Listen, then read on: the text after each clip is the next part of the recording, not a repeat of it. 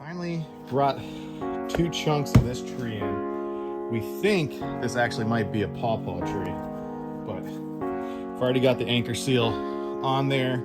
This green pattern is crazy. Let's take all this bark off though.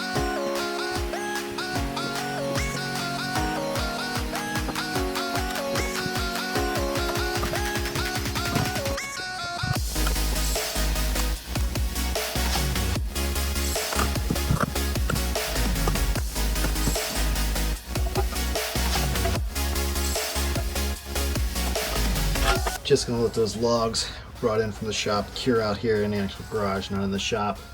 Get a lot of bugs in them. Don't want any bugs getting into the other actual good wood coming into warm season. They should dry out here just fine.